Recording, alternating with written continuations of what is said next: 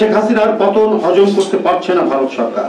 শেখ হাসিনার পতনে তাদের অন্তরে ভয়ঙ্কর অনল দহন। এর কারণ অতিমাত্রায় দাদাগিরি করার ফলে ভারতের সঙ্গে তার প্রত্যেক প্রতিবেশীর সম্পর্ক তলানিতে। শুধু হাসিনার ঘাড়ে সওয়ার হয়ে একচ্ছত্র কর্তৃত্ব স্থাপন করেছিল বাংলাদেশের উপর। ভারত বাংলাদেশকে আশ্রিত রাজ্যের মতো বিবেচনা করত। সেই আশ্রিত রাজ্য হাত ফসকে গেছে। বিগত 15 বছর হাসিনাকে সামনে রেখে ভারত বাংলাদেশকে কার্যত দখল করে নেওয়ার চেষ্টা করছিল। এখন বাংলাদেশকে আবার কিভাবে তাদের করতলে নেওয়া যায় সেই লক্ষ্যেই তার নীল নকশা করছে। ভারত সরকার মনে করে বাংলাদেশকে 8ম সিস্টার হিসেবে অন্তর্ভুক্ত করা গেলে তাদের 7 সিস্টার নিরাপদ থাকবে।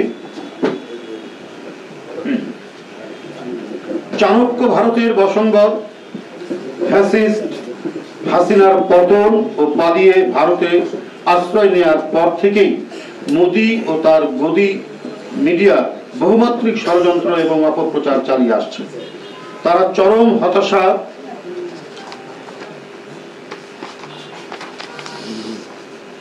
আহাজারিতে নিমজ্জিত। তাদের আচরণ ক্রমশ স্পষ্টত অসুপ্রতিবেশী সুলভ, অস্বাভাবিক এবং এক দেশদর্শী।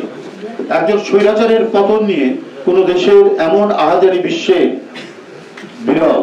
ভারতের কতিপয় গণমাধ্যমে বাংলাদেশের সংখ্যালঘু নির্যাতনের বানোয়ার গল্প প্রচার ও প্রোপাগান্ডা চালিয়ে সাম্প্রদায়িক উস্কানি দিয়ে চলেছে।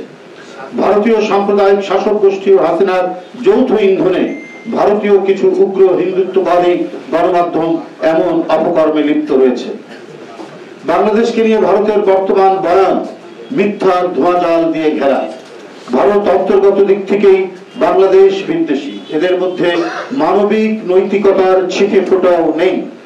এই কারণে বাংলাদেশের মানুষের নিজস্ব ইতিহাস, ঐতিহ্য ও স্বাভাবিক বিকাশে বিশ্বাসী দেশের জনগণ ও জাতীয় নেতাদের প্রতি বিরূপ ধারণা পোষণ করে। আপনাদের একটি রিপোর্ট, একটি প্রতিবেদন ভারতীয় একটি পত্রিকার কথা মনে করিয়ে দিচ্ছি। আপনারা নিশ্চয়ই অবগত আছেন যে 2-3 দশকের পূর্বে এদেশের এক মহান জাতীয়তাবাদী নেতা ও স্বাধীনতার ঘোষক রাষ্ট্রপতি জিয়াউর রহমানকে হত্যা করার জন্য ভারতীয় কেন্দ্রীয় গোয়েন্দা সংস্থা র একটি ফাইল ইনিশিয়েট করে। এর কিছুদিন পরে সরকার পরিবর্তিত হয়ে শ্রী মোরারজি দেশাই এর নেতৃত্বে সরকার গঠিত হলে তিনি ফাইলের কার্যক্রম বন্ধ করে দেন। এটা ওই রিপোর্টিং এর মধ্যে আছে। ওই রিপোর্টিং এর মধ্যে এটা ছিল। ওই পত্রিকাটার নাম হচ্ছে সানডে, ইন্ডিয়ার একটি সানডে পত্রিকা।